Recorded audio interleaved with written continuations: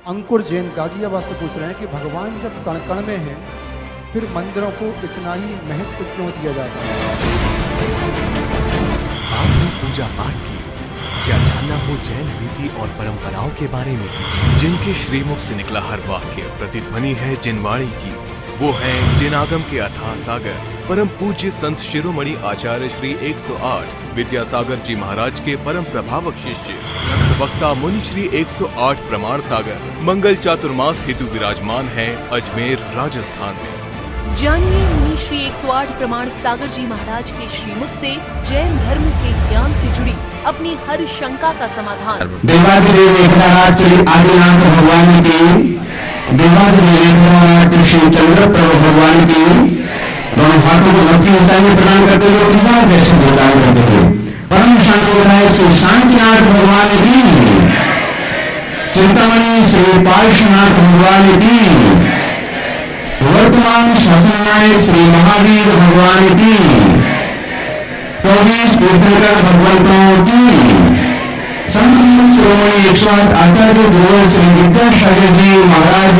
की, पूज्य मुनि श्री प्रमाण सागर जी महाराज की, पूज्य मुनि श्री विराट सागर जी महाराज की, संत समागम के सत्र को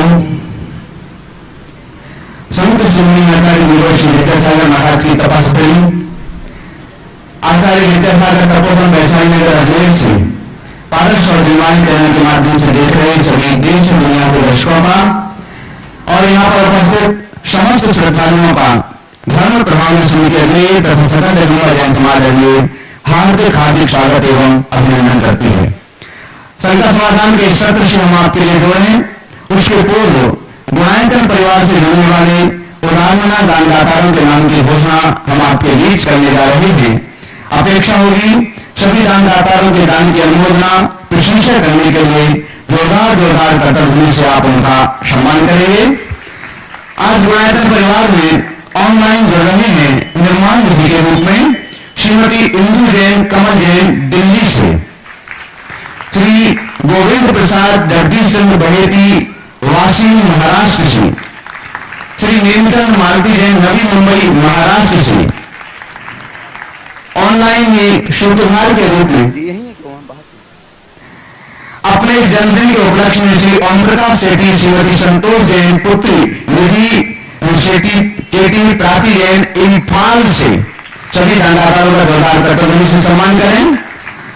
आज गुणायतन परिवार में सूत्रधार से शिरोमणि संरक्षक के रूप में जुड़ रहे हैं। हम बहुत सम्मान के साथ आपके जोरदार कर्तव्य के बीच उनको इस मंच तक आमंत्रित करना चाहेंगे। श्री अतुल भाई, श्रीमती शीतल बहन लागानी, मीनाल वंदना एवं समस्त लागानी परिवार बालासार गुजरात से हमारे बीच है। महाराज जी के पावन चरणों तक पधारे। आपके सम्मान के लिए हम यहाँ पर आमंत्रित कर रहे हैं श्री अनिल संगीता सेठी गुणायतन कृष्णी, राजेंद्र जी देहरादून गुणायतन के शब्दाशर और मुकेश जैन मुंबई से हमारे बीच पधारे। और आज जो गुणायतन परिवार में शिरोमणि संरक्षक के रूप में सम्मिलित हो रहे हैं उनके लिए गुणायतन का मेमेंटो प्रदान करके उनका सम्मान करें। बंधु आपकी तालियां जोरदार लगातार जब तक ये मेमेंटो उनके हाथ में नहीं पहुंच जाए। कैमरे से थोड़ा ऐसे हो जाए, आप लोग थोड़ा पीछे हो जाए ताकि सब लोग कैमरे में आ जाए। यहाँ कुछ नहीं लाएंगे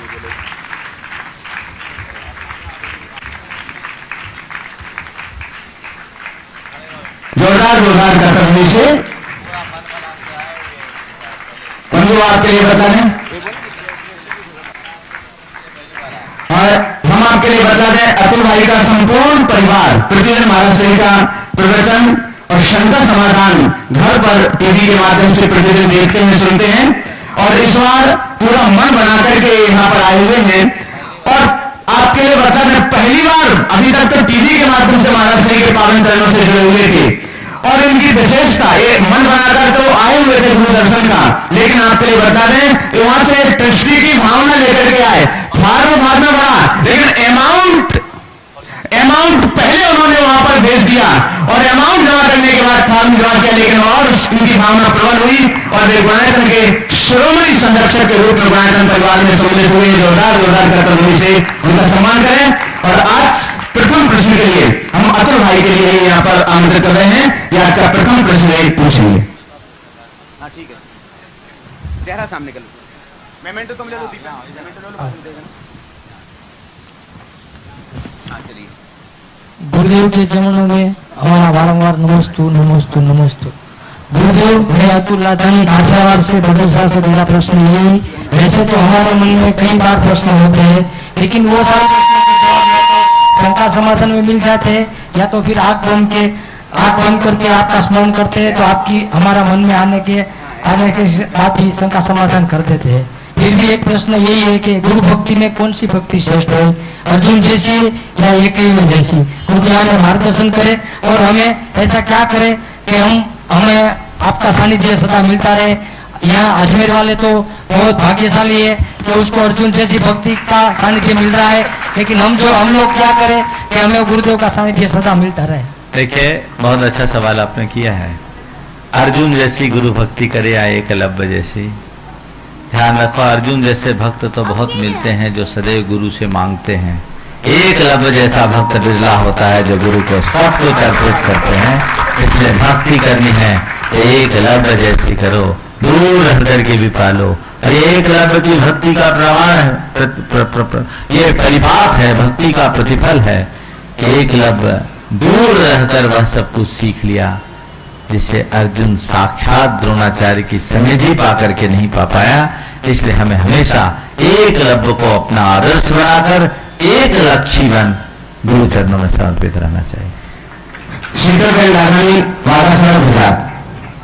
गुरुदेव के चरणों में नमस्तु नमस्तु नमस्तु। गुरुदेव, गुरुदेव मेरा प्रश्न है कि हमारे गुजरात में साधु जी और साध्वी जी जब आहार के लिए निकलते हैं तो हमें पहले से पता नहीं होता और हमारे घर आ जाते हैं, और अब तक तो हम आहार के बारे में पता नहीं था, तो अशुद्धि के दिनों में भी आहार साधु जी और साध्वी जी को दे देते थे। अब पता चलने पर हमें ऐसी परिस्थिति में जब साधु जी और साध्वी जी हमारे घर आए तो वो खाली हाथ ना लौटे और हमें दोष भी ना लगे, हम ऐसा क्या करें? क्योंकि आपकी बातों से ऐसा लगता है कि आप शायद श्वेतांबर परंपरा से संबद्ध नहीं हो, और वैसी स्थिति में हमें शुद्धता का तो ध्यान रखना चाहिए। और चूंकि गोचरी के लिए सब प्रकार के साधु आपके इलाके में आते हैं, उन तक ये सूचना किसी माध्यम से पहुंचा देनी चाहिए कि हम अभी देने की स्थिति में नहीं है, और किसी वैकल्पिक व्यक्ति से वो काम करा देना चाहिए। ऐसा करना चाहिए कि जो उनके आने का समय है उस समय खुद को अनुपस्थित रखो और एक ऐसे व्यक्ति को पहले से तैयार रखो जो वैकल्पिक व्यवस्था दे सके।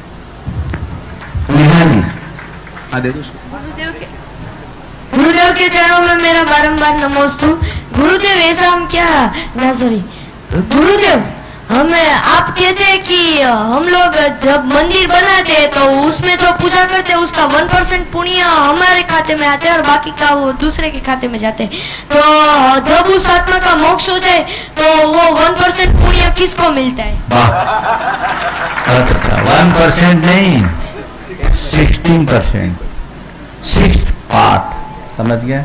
16%, 16 प्लस, समझ गया? 16%। तो ये ऐसा कहते हैं कि एक व्यक्ति ने कोई अच्छा धर्मायतन बनाया तो उसकी पूजा अर्चा करने से जब तक वो आत्मा संसार में रहती है तब तक वहां पूजा अर्चा करने वालों के पुण्य का एक हिस्सा यानी 6वां भाग उस व्यक्ति के अकाउंट में जाता है। अब आपने सवाल किया वो व्यक्ति मोक्ष चले जाए तो वो पुण्य किसके हिस्से में आएगा?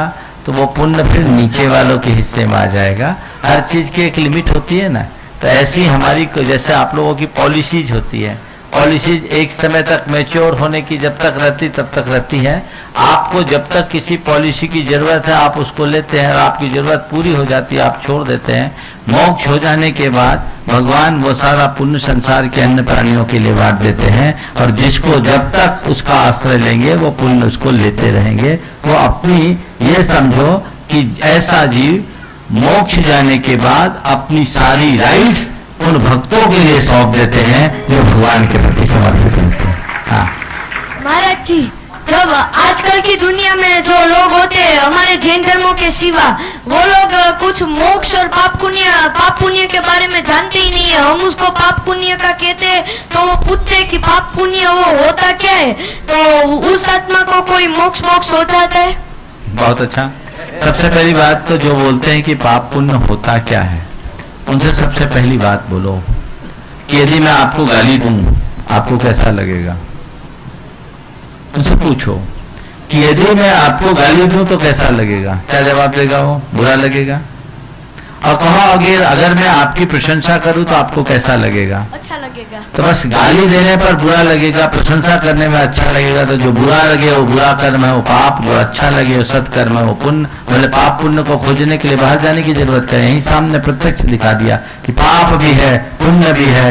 जो बुरा कर्म है वो पाप है, जो अच्छा कर्म है वो पुण्य है। और जब हम बुरा कर्म करते हैं तो उसका बुरा फल पाते हैं, अच्छा कर्म करते हैं तो अच्छा फल पाते हैं। हम दूसरों को अपमानित करते हैं, दूसरों की इंसल्ट करते हैं, दूसरों को गाली देते हैं, दूसरों की तिरस्कार करते हैं, तो क्या वो हमारी प्रशंसा करता है? वो भी हमारे लिए पीठ पीछे कोसता है, हमारी बदनामी करता है। तो बुरा का फल बदनामी।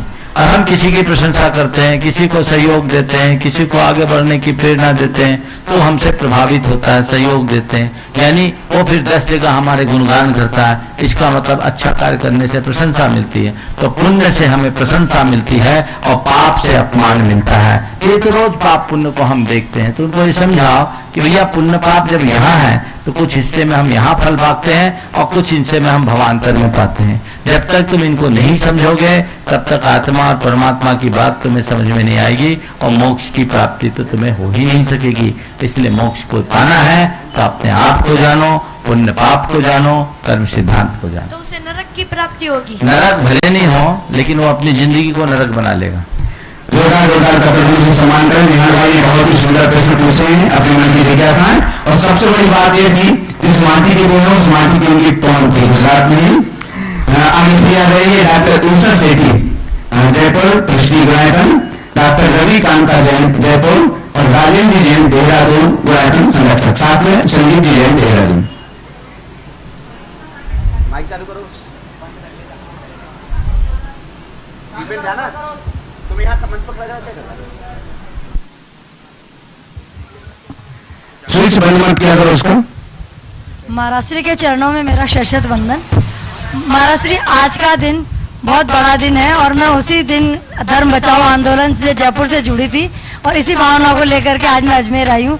मैं ये चाहती हूँ कि आज के दिन आप आचरण सुधारने के लिए और हिंसा हम लोगों से कम हो सके, ऐसी हमारी मेरी भावना है। आप सबको वो करिए महाराज।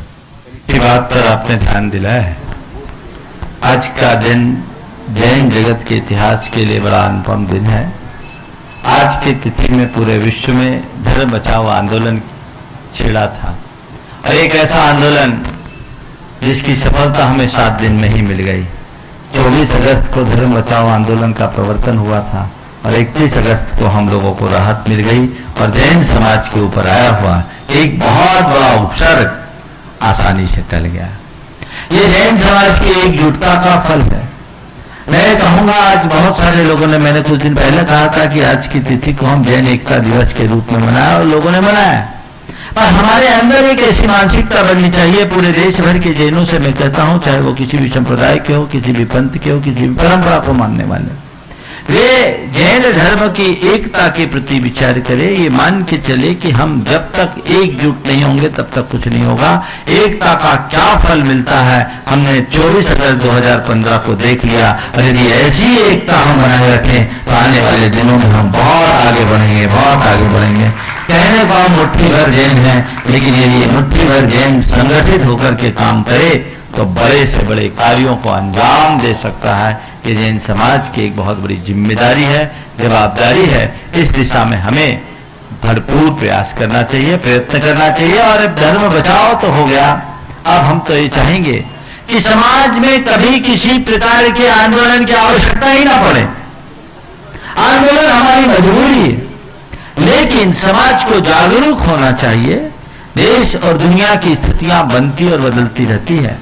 जब कभी भी हमारे धर्म, हमारी परंपरा, हमारी संस्कृति, हमारी समाज और हमारे राष्ट्र पर कोई आ जाए, हम एकजुट होकर के उसका प्रतिवाद करेंगे। और इसके लिए पूरी की पूरी जैन समाज को प्राणपण से संकल्पित रहना चाहिए, समर्पित रहना चाहिए और अपने मनोभाव को इस तरह से बनाना चाहिए कि जैसे पिछले 24 अगस्त को हमने एकता का उदाहरण प्रस्तुत किया।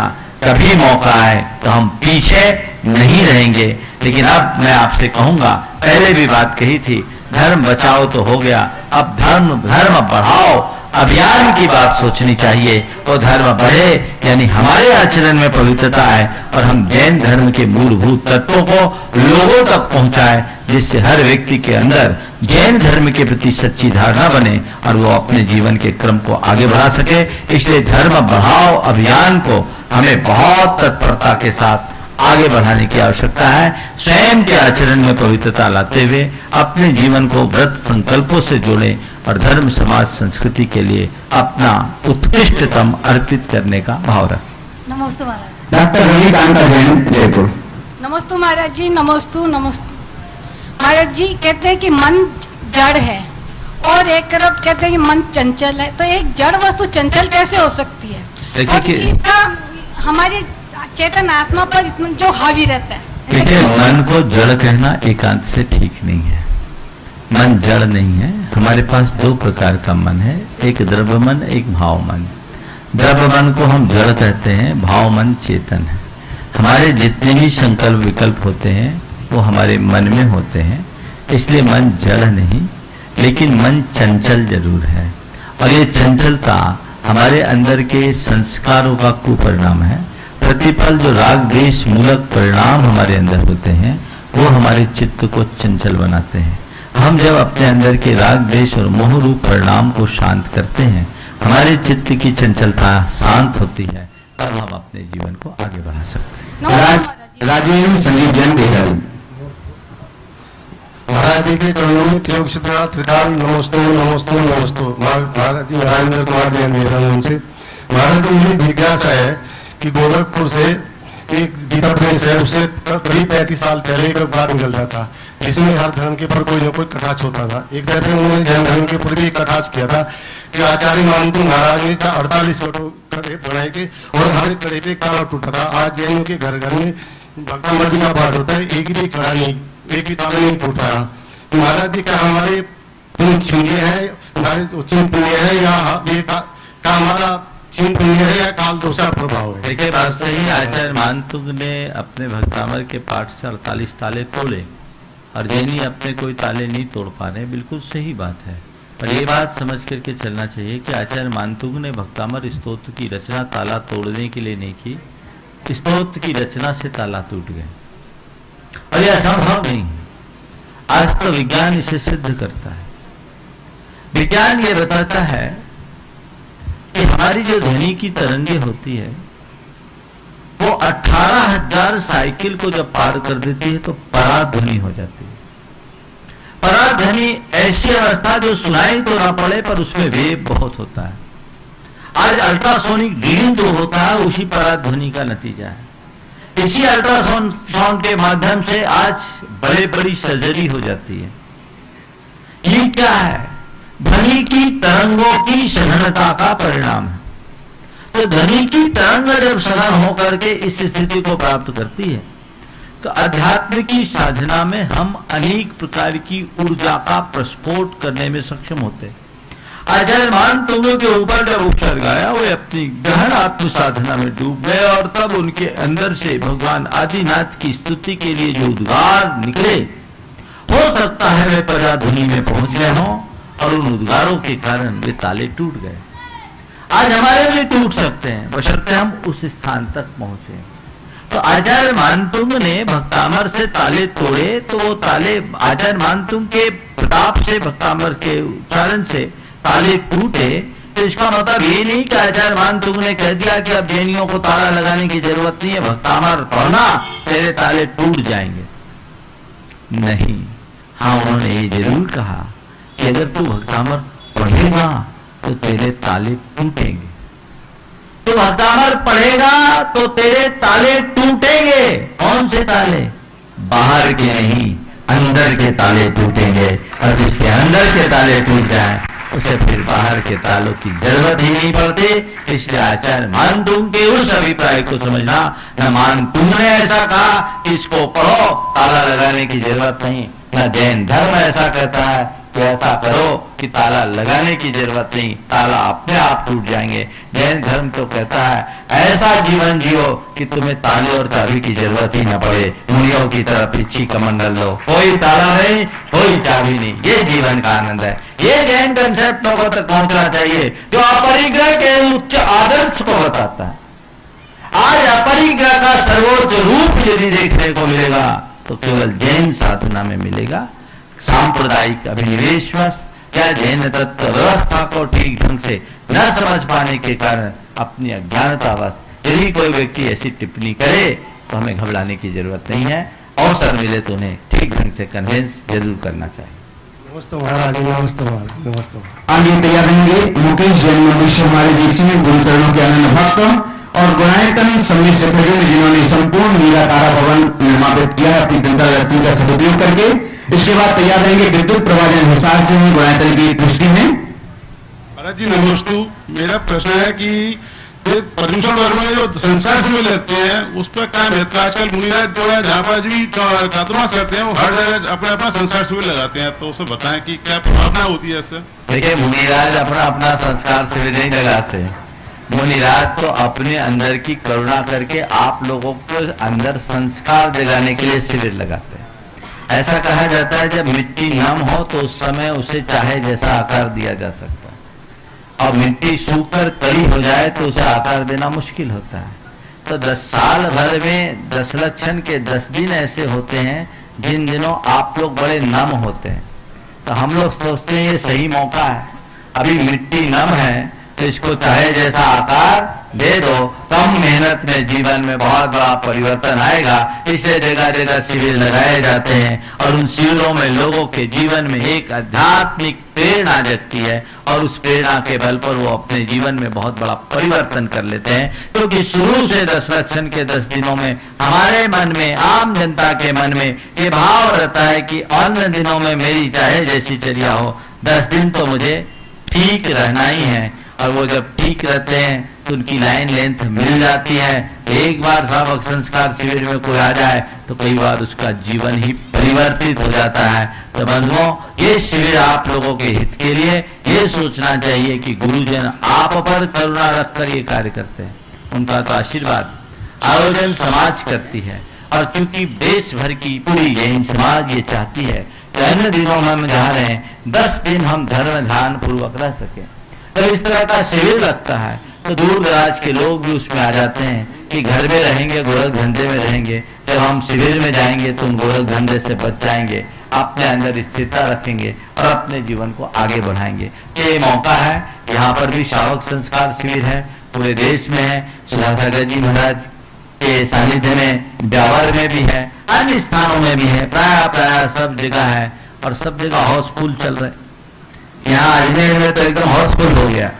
मेरे से लोग कह रहे हैं महाराज रोज फोन आ रहे, क्या करें? हमने बोला भैया भगवान के समो शरण में किसी को रोका नहीं जाता, लेकिन जितनी तुम्हारी व्यवस्था, जितनी तुम्हारी जगह, उसका ध्यान रख करके आपको काम करना चाहिए और ऐसे मौके का भरपूर लाभ उठाना चाहिए। विद्युत प्रवाजन हिसार गुणायतन की दृष्टि। आगे तैयार रहेंगे श्री राकेश जी पाटली अजमेर। माइक खोलो ना।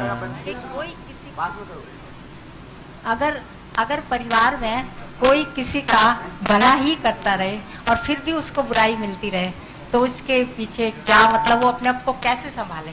अगर आप भला करें और सामने वाला बुराई करे या आपको बुराई मिले तो ये समझना कि पिछले जन्म में हमने दूसरे भला करने वाले की बुराई की है, इसलिए मुझे बुराई मिल रही है। अब हमें और अच्छे से काम करना है, दुगने उत्साह से भलाई का काम करो, हमारी स्थिति बना रहे। राकेश पाटिल शांत रखे। आगे तैयार रहेंगे प्रदीप जी का सेवा सूरत गया गुणायतन की दृष्टि और आदित्य जैन और मंजू बंगाल। नमोस्तु महाराज, नमोस्तु महाराज, नमोस्तु महाराज।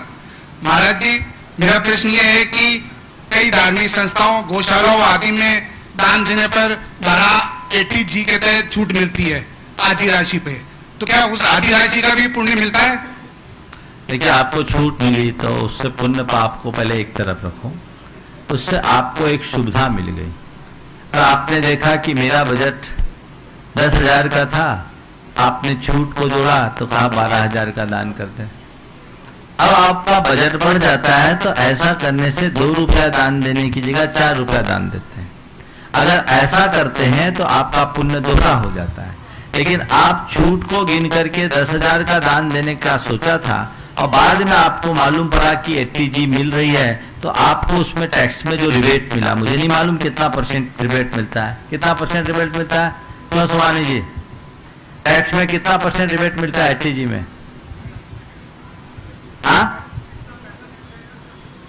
50% रिबेट मिलता है। 50% इनकम में से तो मतलब उतना रिबेट मिल गया ना। जैसे अगर किसी ने 1 लाख रुपया का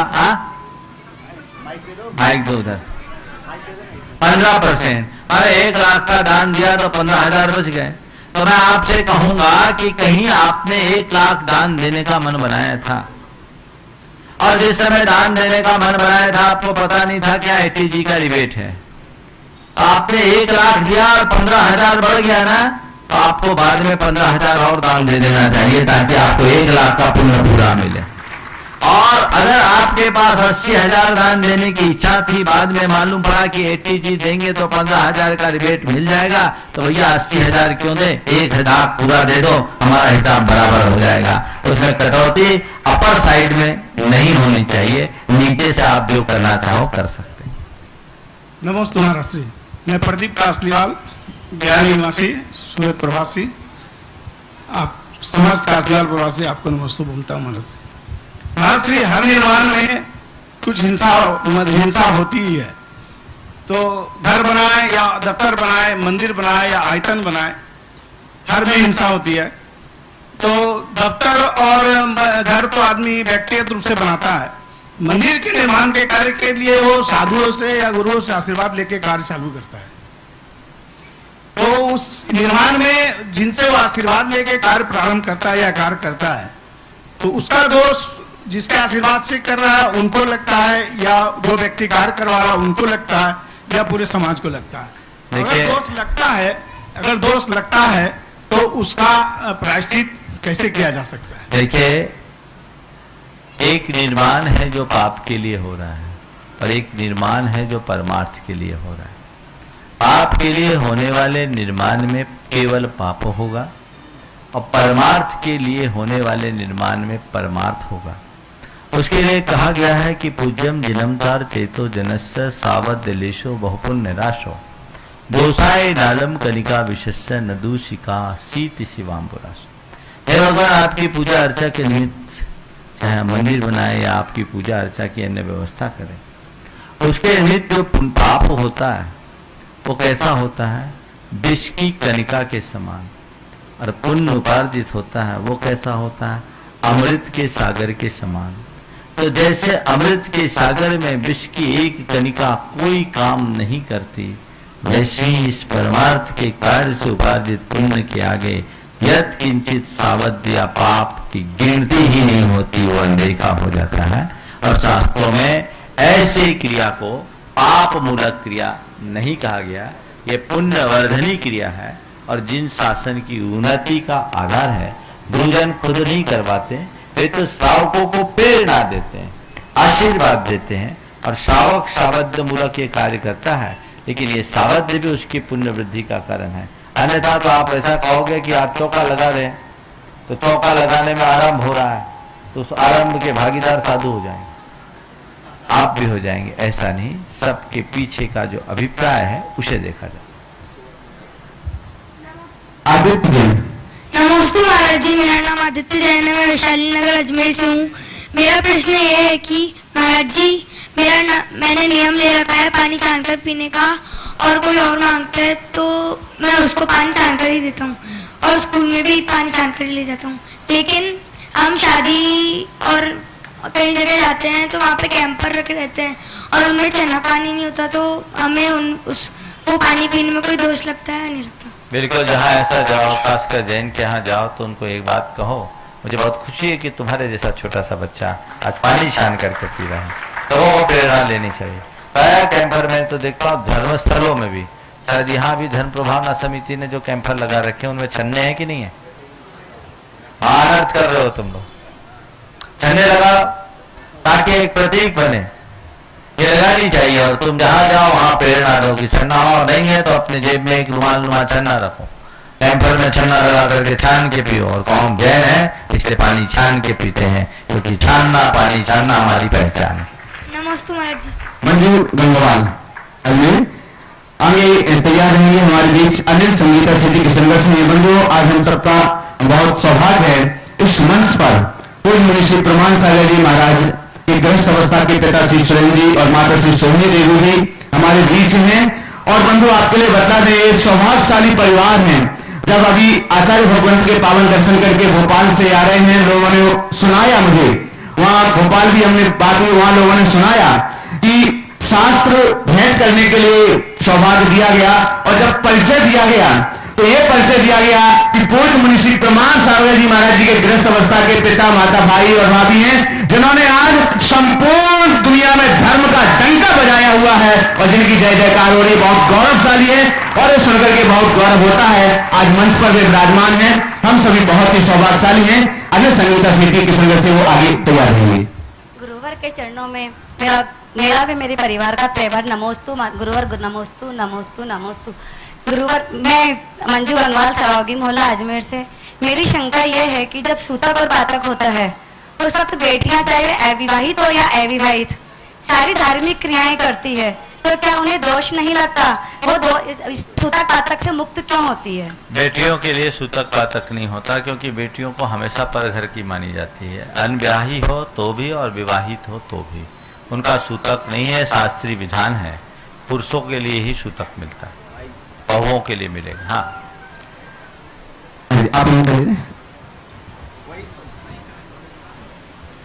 नमस्ते महाराज जी। महाराज जी, मेरा ये प्रश्न है कि जब भगवान की दिव्य ध्वनि खिलती है तो ओंकार में ही क्यों और अक्षरास में क्यों? भगवान की दिव्य ध्वनि ओंकार मूलक होती है कहते हैं, और निरक्षरी होती है ये भी कहते हैं। और कई जगह ऐसा कह देते कि भगवान की वह जो दिव्य वाणी है वो सर्वांग से खिलती है। लेकिन आगम में जब हम इसको देखते हैं तो आगम में स्पष्ट देखने को मिलता है कि भगवान की वाणी उनके मुख से खिलती है। आचार्य कुंद ने स्पष्ट शब्दों में लिखा तस् मुहब्बत वैनम, और उनकी वाणी मुख से खिलती है और पूरी तरह निरक्षर नहीं होती, अक्षर सहित भी होती है। उसमें 7 आदि पद होते हैं। लेकिन भगवान की वाणी की सबसे बड़ी विशेषता ये होती है कि उनकी वाणी में दंत, तालु, ओष्ठ, कंठ आदि का कोई प्रयोग नहीं होता, और वह उनकी वाणी ओंकारात्मक रहती है, पर सर्व भाषा रूप परिणत हो जाती है। प्रतिनियत एक भाषा रूप नहीं होती, इसलिए भगवान की वाणी को निरक्षरी कह देते हैं, और मूलतः भगवान की वाणी में अनेक प्रकार के अक्षर भी मिश्रित होते हैं। अनिल जी सेठी किशनगढ़, उनको बाबूजी भी साथ में खड़े हुए हैं, पूज्य महाराज श्री के गृहस्थ अवस्था के पिता श्री सुरेंद्र जी। और मैं आपके लिए बता दूं कि जब आचार्य श्री के लिए शास्त्र प्रदान करने का अवसर इनके लिए दिया गया तो लोग इनके लिए हाथों में उठा करके लेकर के गए आचार्य श्री के पास तक, बहुत ऊंचा मंच तक वहां तक नहीं जा सकते थे तो हाथों में लेकर के गए। और बंधु, हाथों में लेकर के गए ये बड़ी बात नहीं है, लेकिन जब तक बाबूजी आचार्य श्री के पास तक नहीं पहुंचे तब तक आचार्य श्री टकटकी लगा करके बाबूजी के लिए देखते रहे। ये बहुत बड़ा सौभाग्य है। आचार्य भगवान की वत्सलता और कृपा वत्सलता का वो आशीष भोपाल से लेकर के यहाँ पूज्य महाराज श्री के चरणों तक पहुंचे हुए हैं। नमस्ते महाराज जी। महाराज जी, आचार्य श्री ने अपने प्रवचन में बताया था कि आप जो बैंक में जमा करते हैं वो उसमें तो आपको कुछ प्रतिशत ही मिलता है, लेकिन जो आप दान करते हैं वो गुने में मिलता है। इसको थोड़ा स्पष्ट कीजिए। नीति कही है, ब्याजे सात द्विगुणम वित्तम व्यवसाय चतुर्गुणम क्षेत्रे सतगुणम प्रोक्तम दाने अनंत गुणम भवे। ब्याज में रुपया लगाओगे तो दुगुना होगा, व्यापार में लगाओगे तो 4 गुना होगा, खेती में लगाओगे तो 100 गुना होगा, और दान में लगाओगे तो अनंत गुना होगा। क्यों? तुमने रुपये को लगाया, ब्याज में लगाया तो चढ़ेगा तो अपनी गति से चढ़ेगा। ऐसा कहते हैं ना, बीज को जैसी धरती पर बो वो ऐसा फलता है। तो धन को संचित रखोगे, वो धरती संग्रह की धरती पर अगर तुम अपने धन को रखोगे तो संग्रह की धरती बड़ी ऊषर है, उसमें वो ज्यादा नहीं पनपेगी। पर दान की भूमि उर्वरा भूमि है, परंतु गुना फलेगी, क्योंकि दान देते ही आपका पैसा अपना रूप बदल लेता है। पैसे को परिग्रह बताया कि नहीं बताया?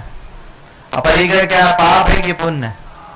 तो पैसे को परिग्रह बताया, पैसा परिग्रह पाप है। जब तक आपके जेब में पैसा पाप है और जेब से पैसा निकाल कर जैसे मंदिर के गुल्लक में डाला, वो दान हो गया, पुण्य हो गया। तो पुण्य अनंत गुना फलता है और पाप तो अपने हिसाब से फलता है। इसलिए हमें हमेशा पुण्य के क्षेत्र में अपना काम करना चाहिए। और एक बात बताऊं, दान देना खर्च नहीं, पुण्य का पूंजी निवेश है जो भवांतरों तक मिलेगा। बैंक जो इंटरेस्ट देगी 10, 12, 14% देगी, कितना देती है? 6% देती है। मुझे नहीं मालूम, मैंने जमा किया हो तो जानू, जमा किया ना निकाला, लेकिन हाँ 2-4 कितना % देती है? 6 बस। हायर साइड में 7-8। चलो, तो बैंक जो देगी वो एक लिमिटेड देगी और लिमिटेड टाइम के लिए देगी, जितने के लिए तुमने एफडी किया। दान के लिए तुम जो भी लगाओगे उसमें जो मिलेगा वो अनंत गुना मिलेगा, उसकी कोई लिमिट नहीं है। और अच्छे कार्य में दान करोगे, स्थायी कार्य में दान करोगे तो एक बार नहीं जन्म जन्मांतरों तक तुम्हें प्राप्त होता रहेगा। इसमें कोई संशय नहीं करना चाहिए। अजमेर आगे तैयार रहेंगे। प्रतिभा गोधा जयपुर, अनीता जैन हिसार हरियाणा। नमोस्तु महाराज जी। पहले गुरुकुल में गुरुओं द्वारा शिष्यों को शिक्षा दी जाती थी, आजकल टीचर द्वारा स्टूडेंट्स को एजुकेशन दी जाती है। आजकल का एजुकेशन सिस्टम व्यवसायीकरण का शिकार बन रही है, जिसमें किताबी ज्ञान तो मिल जाता है पर व्यवहारिक ज्ञान नहीं मिल पाता। अंग्रेजी से शिक्षा में फायदे कम और नुकसान देखने को ज्यादा मिल रहे हैं, जहाँ पर संस्कार की जगह बैड हैबिट्स करना सीख जाते हैं। गर्लफ्रेंड्स बन जाती हैं, पेरेंट्स हार्ड वर्क करके अपनी बच्चों को हाईली फीस पेड करते हैं, जिसका परिणाम भारतीय संस्कृति को उखाड़कर पाश्चात्य संस्कृति खुलेआम टॉनिक पिला रही है। तो महाराज जी, ऐसे में आज के पेरेंट्स की ज्वलंत समस्या है कि वो अपने बच्चों को क्या सिखाएं। बहुत गंभीर मुद्दा को तुमने उठाया है। वस्तुतः हमारे बच्चों को सोचना चाहिए कि हमारे माँ बाप कितनी विषम परिस्थितियों में हमारे जीवन के निर्माण के लिए अपनी गाढ़ी कमाई का एक मोटा हिस्सा हम लोगों के लिए देते हैं, और उनको पाने के बाद भी यदि हम उसका सदुपयोग न करें तो हमारे लिए बहुत शर्म की बात है। उन्हें अपने जीवन की अपनी कुछ मर्यादाओं का ख्याल रखना चाहिए। अब आप अपने बच्चों को जब बाहर पढ़ाने के लिए भेजें तो केवल उनकी पढ़ाई की चिंता न करें, उनके संस्कारों को भी देखें और उनके संस्कारों के साथ उनकी संगति को भी देखें। जब बाहर भेजे तो उसका एक ही सरल उपाय है, गुरुओं के पास ले आए और उनके पास लाकर उन्हें कुछ संकल्प देना है, दृढ़ता के साथ संकल्प में बंधाएं, उनको उनकी सीमाओं का बोध कराएं और उन्हें इस बात का एहसास कराएं कि हमें कहाँ कहाँ सावधान रहने की आवश्यकता है। यदि अगर बच्चों को इस तरीके से ट्रीट करके दिया जाए तो सब बच्चे ऐसे नहीं भटकते। बहुत सारे बच्चे हैं जो इस स्थिति में भी अपने आप को संभाले रखते हैं और हम इस बुरे प्रभाव से उन्हें बचा सकते हैं। प्रतिभा गोधा जयपुर। नमस्ते गुरुदेव। गुरुदेव, आज मेरी शंका तो बिल्कुल नहीं है, बस जिज्ञासा है। शंका तो जिनागम में दिवाली में रक्षाबंधन पर्व लिखा है, तो इसलिए लिखा है तो पर्व ही है रक्षाबंधन, लेकिन जिज्ञासा ये है महाराज जी कि बंधन है तो पर्व कैसे? बहुत अच्छी बात। एक बंधन है जो संसार को बढ़ाता है और एक बंधन है जो हमें निर्बंध बनाता है। एक बंधन है जो केवल बांधने के लिए है और एक बंधन है जो मुक्ति के लिए है। हम देखते हैं रक्षाबंधन में आचार्य विष्णु कुमार मुनिराज ने अपने प्रेम के बंधन में बंधकर संयम के बंधन को तोड़ा और सबके लिए प्रेम का पाठ पढ़ाया, वात्सल्य के रास्ते को खोला, मोक्ष मार्ग को आगे बढ़ाया। तो वो एक तरफ संयम के बंधन में बंधे थे, अगर उस बंधन में बंधे रहते तो शायद कुछ नहीं करते, लेकिन उस बंधन को तोड़ने की प्रेरणा कैसे मिली? उनके मन में जो प्रेम और वात्सल्य का बंधन था, उसने कहा कि यदि मैं यहाँ कर्तव्य विमुख हो जाऊंगा तो अपने जीवन में कुछ नहीं कर पाऊंगा, इसलिए उन्होंने बंधन को तोड़ा और अपने जीवन की धारा को मोड़ा। हमें भी चाहिए, एक बंधन है जो हमें संसार में फंसाता है, और ये बंधन दूसरों की रक्षा के लिए बंधन वो संकल्प का बंधन है। एक भाई किसी बहन के हाथ से राखी बंधवा लेता है तो उस बंधन के बंधते ही उसकी दृष्टि में पवित्रता आ जाती है। राखी बंधाने के बाद वो स्त्री उसके लिए स्त्री नहीं रहती, बहन बन जाती है, और सारी जिंदगी के लिए उसके मन में पवित्रता आ जाती है। ये बंधन बंधनीय पद दिलाने वाला है, इसलिए इस बंधन को सहज रूप से स्वीकार करना चाहिए। अनीता जैन हिसार हरियाणा। आगे तैयार रहेंगे श्रीमती श्वेता चौगानी अजमेर, संगीता बरजात्या अजमेर और नीता वैद इंदौर। नमस्ते महाराज जी, मैं अनीता जैन हिसार हरियाणा से। महाराज जी, मेरी एक जिज्ञासा है कि आजकल पारस चैनल पे और जिनवाणी चैनल पे कुछ एक माता जी और महाराज जी ये बोलते हैं कि घर में टीवी के सामने बैठकर चौकी लगाकर उस पर चंदन से स्वास्तिक बना लो, और यहाँ बैठकर जो हम वहाँ जिस जगह से हम लोग पूजा करवा रहे हैं या कोई मंत्र पढ़ के शांति पाठ करवा रहे हैं वो आप घर में बैठ के कीजिए। तो महाराज जी ये कितना उचित है, प्रकाश डालिए। अगर ऐसा हो जाएगा तो फिर सब काम ही ऐसा होने लगेगा, फिर आप लोगों को यहाँ आने की क्या जरूरत, घर बैठे ही सारे कार्यक्रम कर लो। देखो, घर बैठ करके ऐसे कार्यक्रम की अनुमोदना करना तो ठीक है, लेकिन वहीं पूजा आराधना कर लेना समझ से परे है। ऐसा करने से हमारी मर्यादाएं टूटेगी, परंपराएं विशृंखलित होगी, इसलिए ऐसा करना ठीक बात नहीं है। धर्म दृष्टि से कतई उचित नहीं है, क्योंकि हम जिस संकल्प के साथ बंधे उसी से करें। आप सुन सकते हैं, द्रव्य नहीं चढ़ाना चाहिए। महाराज श्री के चरणों में मैं परिवार सशत नमन। महाराज श्री, मेरी शंका ये है कि रात को नमोकार मंत्र बोल करके सोती हूँ और ढो देती हूँ, साथ में अपने पूर्वजों को भी याद करके उनको ढो देती हूँ। तो ऐसे ऐसा करने से नमोकार मंत्र की अवज्ञा तो नहीं होती है? नमोकार मंत्र पढ़ करके ढोक देना आपका धर्म है, और पूर्वजों को याद करना मोह। वो तो चले गए, वो आपको थोड़ी याद करता है, क्यों याद करता है? आत्मा को याद करो, किसी का आशीर्वाद नहीं, केवल भगवान का आशीर्वाद है, बाकी तो मोह का विस्तार। संगीता बरजात्या अजमेर। आगे तैयार है मनीष गोरा अजमेर और नीता वैद इंदौर।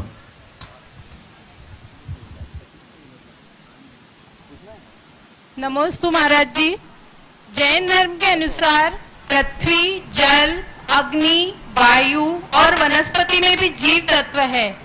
ये सब एकेंद्रीय स्थावर कहलाते हैं, परंतु जब हम दूसरे धर्म के लोगों से बात करते हैं और अपने ही बच्चों से जब बात करते हैं तो वे ये कहते हैं कि क्या हम पानी पीना छोड़ दें, या हम पृथ्वी पे चलना छोड़ दें, या सांस लेना छोड़ दें।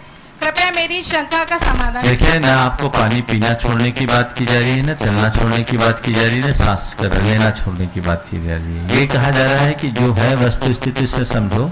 एक जमाना था जब वनस्पति में भी जीव को स्वीकार नहीं किया जाता था, पर जगदीश चंद्र बसु ने इसे सिद्ध कर दिया और वनस्पति में जीवत्व की प्रतिष्ठा हो गई। आपको ये कहा जा रहा है कि इनमें जीव है, इसका मतलब समझो, सत्यानुष्ठान के अनुरूप करो, जितना आपको जरूरी है उतना करो, पर सावधानी पूर्वक करो, यत्नाचार पूर्वक करो, तभी आप अहिंसा को व्यवहारिक रूप से टाल पाल सकेंगे। चलना मत छोड़ो, पर कम से कम देख करके चलो। पानी आप पीना बंद मत करो, पर कम से कम पानी को व्यर्थ में बहाना तो बंद करो। मिट्टी पर चलना बंद मत करो, पर मिट्टी को खोदना तो बंद करो। अग्नि जलाना बंद मत करो, पर अग्नि का मिसयूज करना तो बंद करो। पंखा चलाना बंद मत करो, पर बिना वजह तो मत चलाओ। इतना तो कर सकते हो, इससे प्रदूषण भी बचेगा और जीवन भी पवित्र होगा। नमोस्तु मैं सुगंधा जैन। नमोस्तु महाराज, नमोस्तु नमोस्तु। नीमच से आपके लिए मैसेज आया है कि विद्यासागर जी संघ के ही महाराज का चतुर्मास चल रहा है, और आपके लिए नमोस्तु वीर सागर जी महाराज, धवल सागर जी महाराज और विशाल सागर जी महाराज, इन्होंने आपको नमोस्तु कहलवाया है। अभी अभी मैसेज आया था। नमोस्तु महाराज। चलिए, हो गया, आगे 5 दिन का उपवास।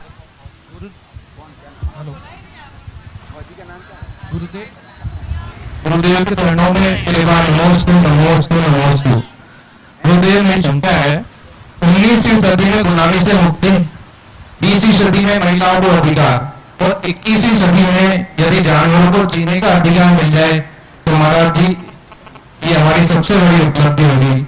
मेरी शंका ये है महाराज जी कि आजकल लोग पॉलीथीन के थैलियों को सड़कों पर पटक देते हैं, और उसे जानवर खाते हैं जिससे उनकी अकाल मृत्यु हो जाती है। आपकी बात को मैं समझ गया। बिल्कुल पॉलीथीन के प्रयोग को एकदम बंद करना चाहिए और खाद्य पदार्थों में कम से कम पॉलीथीन की सामग्री पॉलीथीन में बिल्कुल नहीं रखना चाहिए। अकाल मृत्यु का कारण बनती है, अनेक प्राणी उससे मरते हैं, इसलिए इससे बचना चाहिए। महाराज जी अगर जैन समाज बिल्कुल बिल्कुल इसको दृढ़ रखना चाहिए। मैं इस विषय में बाद में बात करूंगा। एक फौज से आया हुआ युवक था, वो अपना प्रश्न करना चाहता था।